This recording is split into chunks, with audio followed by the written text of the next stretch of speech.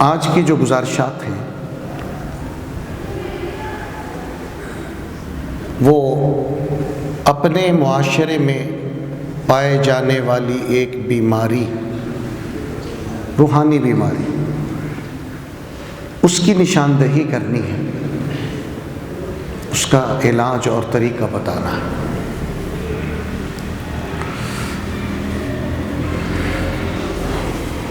ہم دنیا میں آئے، ہر قسم کی ہماری ضروریات ہیں، لباس،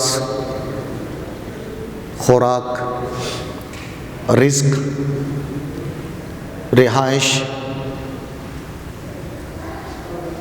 شادی، اولاد، یہ ساری ہماری ضروریات ہیں، رہن سہن، اور یہ ساری کی ساری ہماری ضروریات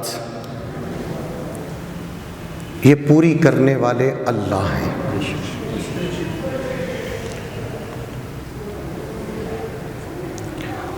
اب یہاں غلطی کیا ہوتی ہے؟ ہم یہ کرتے ہیں کہ جس نے یہ ضروریات پوری کرنی ہے یعنی اللہ، اس کو تو ہم چھوڑ دیتے ہیں، جس ذریعے سے یہ آنی ہے اس ذریعے سے محبت کرنا شروع کر دیتے ہیں۔ شاید بات نہیں سمجھا سکا میں، یہ بڑی پتے کی بات ہے، خصوصاً نوجوانوں کے لیے عرض کرتا ہوں۔ رزق دینے والے کون؟ اللہ،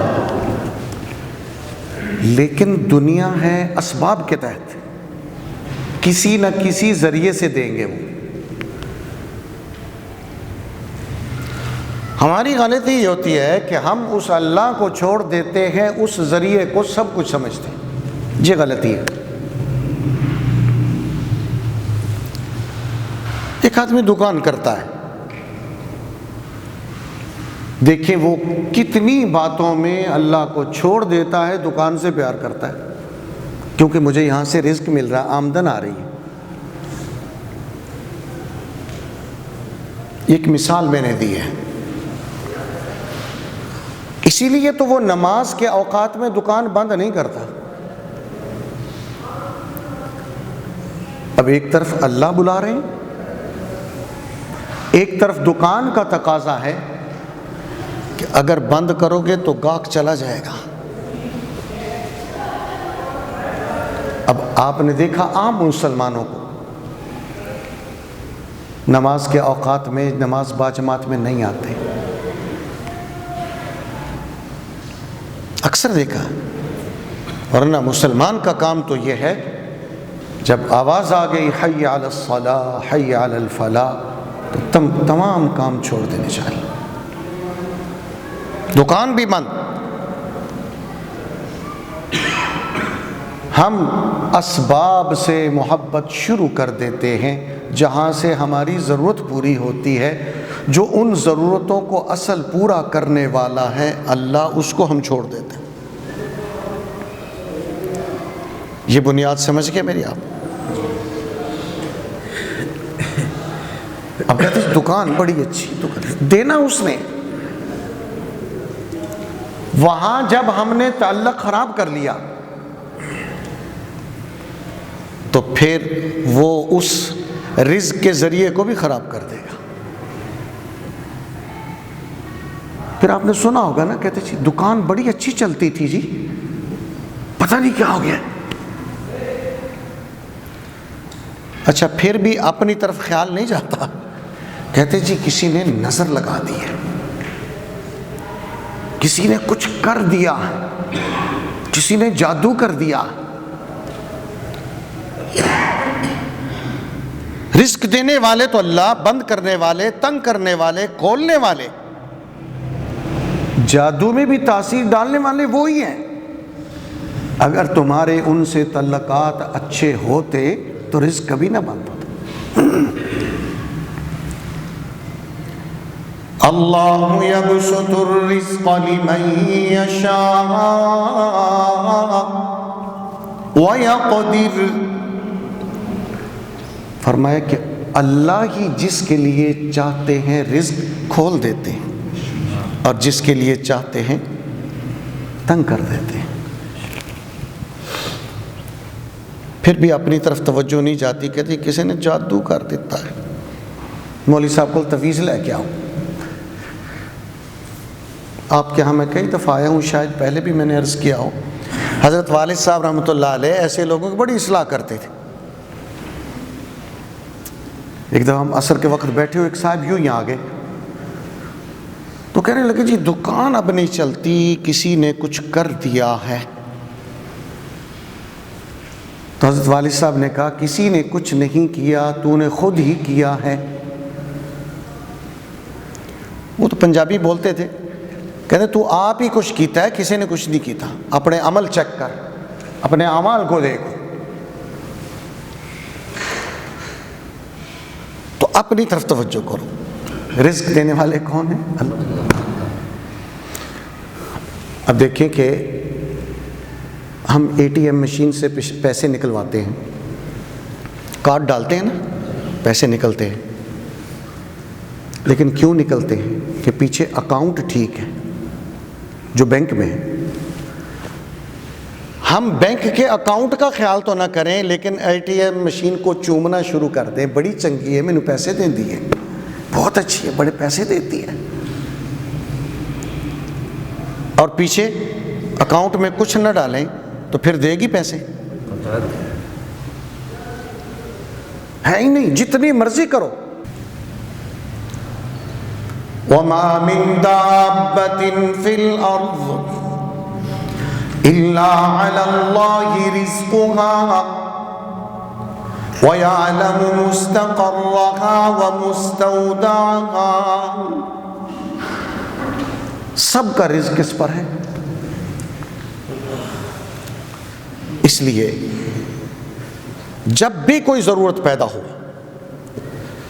سب سے پہلے اللہ سے کہیں، پھر سبب کی طرف جائیں، اور سبب سے ایسا دل نہ لگا لیں کہ اس کو ناراض کر لیں۔ ہماری ایک غلطی تو یہ ہوتی ہے کہ ہم اس سبب کے ساتھ دل لگا بیٹھتے ہیں۔ یہ میں نے دکان کی تو ایک مثال دی ہے، جو ملازمت کر رہا ہے وہ دیکھے، کھیتی باڑی کر رہا ہے، کاروبار کر رہا ہے، کسی سے پوچھو بھی آج کل نمازوں میں نظر نہیں آتے جی، کاروباری مصروفیات بہت ہیں، نماز رہ جاتی ہے، نماز رہ جاتی ہے، کیوں؟ کاروباری مصروفیات۔ اس کا مطلب ہوا کہ سبب کے ساتھ محبت شروع کر دی ہے، اور وہ ہے مسبب الاسباب، اس کو چھوڑ دیا۔ نوجوانوں سے عرض کرتا ہوں کہ جب بھی کوئی ضرورت پیدا ہو، پہلے اللہ سے کہو، پھر سبب کی طرف جاؤ۔ ہماری غلطی کیا ہوتی ہے؟ ہم پہلے سبب کی طرف جاتے ہیں، پھر کام ہوتا نہیں، پھر آتے ہیں اللہ کی طرف۔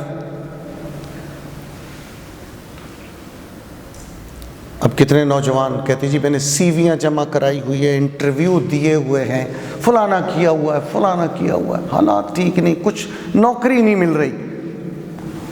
بھائی جس نے نوکری دلوانی ہے اس کو منایا تھا، اس سے درخواست کی تھی، پہلے وہ، پھر سب کچھ بعد۔ اب نوجوانوں کو نوکری نہیں مل رہی، بھاگے پھر رہے ہیں۔ اب اس کا طریقہ کیا ہے؟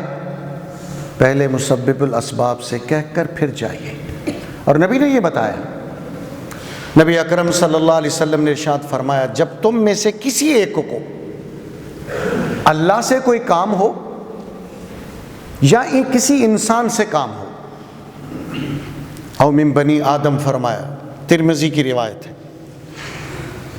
تو وہ کیا کریں؟ نبی اکرم صلی اللہ علیہ وسلم نے فرمایا کہ وہ یہ کرے، پہلے اچھی طرح وضو کرے، 2 رکعت پڑھے، اپنے کام کے لیے دعا کرے، پھر کام کو جائے، اللہ کریں گے۔ آج کا نوجوان جب اسے ملازمت کی فکر ہوتی ہے، ہونی بھی چاہیے، کرنی بھی چاہیے، اس کا سب سے پہلے خیال اللہ کی طرف نہیں جاتا۔ وہ کہتے جی کوئی سفارش ڈھونڈو، کوئی واقفیت ڈھونڈو، فلاں مل میں جائیں، وہاں یہ کرو وہ کرو۔ جب 2-3 سال ہو جاتے ہیں جوتیاں چٹکھاتے ہوئے، پھر کہتے ہیں جی اب مولوی صاحب سے دعا کرواؤ، اب کوئی اللہ سے کچھ کہہ لیں۔ پھر لڑتے ہیں، خودکشیاں کرتے ہیں، پتہ نہیں کیا کچھ کرتے ہیں۔ ایک مسلمان ہونے کے ناطے اپنے جتنے بھی کام ہیں سب سے پہلے اللہ سے کہیے، اور اللہ سے کہنے کے لیے کوئی لمبی چوڑی شرائط نہیں ہے، 2 رکعت پڑھنی ہے، اور کبھی ان 2 رکعت کا موقع نہیں، چلتے چلتے کوئی ضرورت پیدا ہو گئی، فوراً دل میں خیال آئے اے اللہ یہ ضرورت پیدا ہو گئی، انتظام فرما دیں۔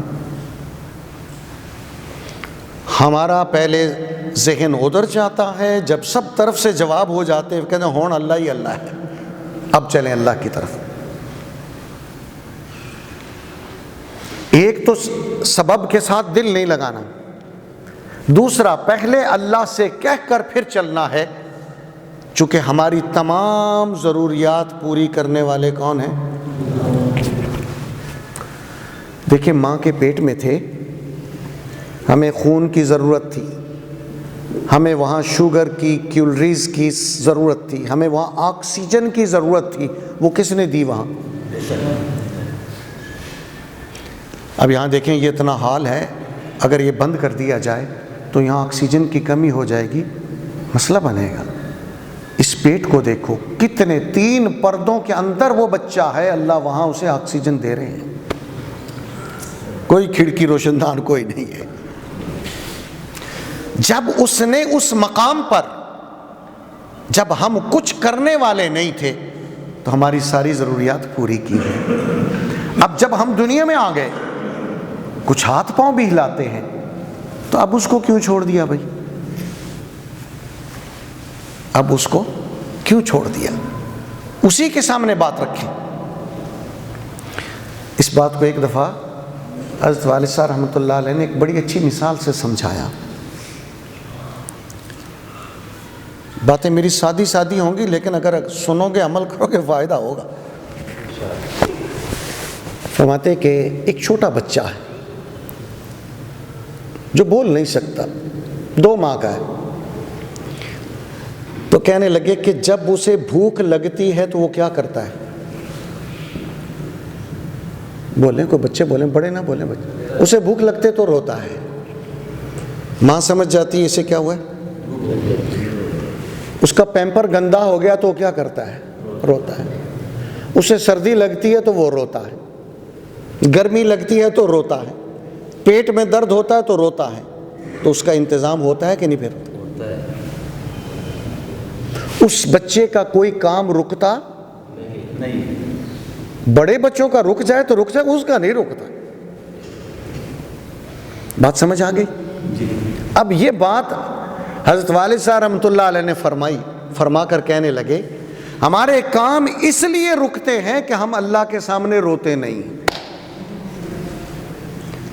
بچہ ماں کے سامنے جب روتا ہے اس کی سب ضروریات پوری ہوتی ہیں، وہی بچہ بڑا ہو کر رونا چھوڑ دیتا ہے، اس لیے اس کی ضروریات پھر پوری نہیں ہوتی۔ تو رونا کس کے آگے ہے؟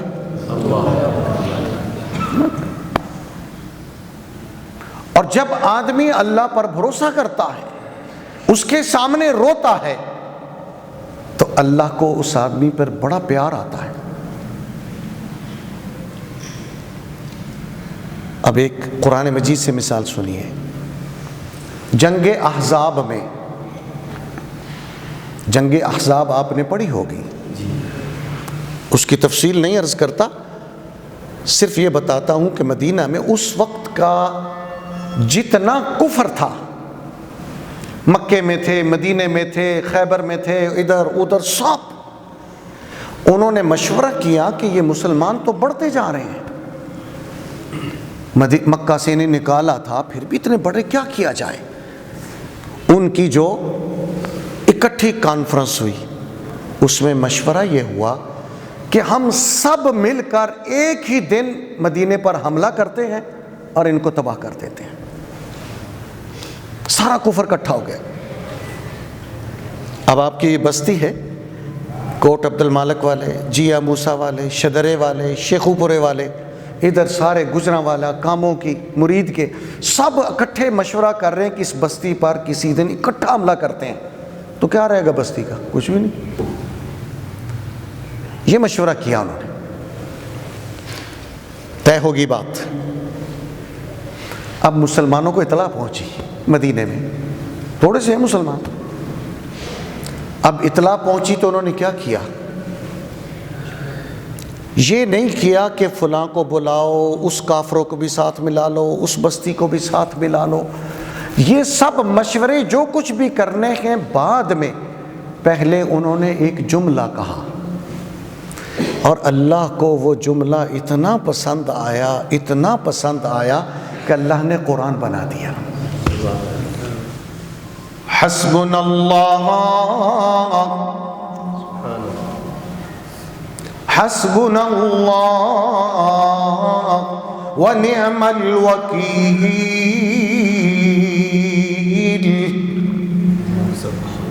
یہ صحابہ کا جملہ تھا. اسباب کی طرف نظر نہیں گئی، سب سے پہلے نظر کس کی طرف گئی؟ اللہ. اور کہا کہ حسبنا اللہ ونعم الوکیل، ہمیں اللہ کافی ہے، وہی سب اچھے کام کرنے والا ہے، اس سے بڑا اور اچھا مددگار کوئی بھی نہیں ہے.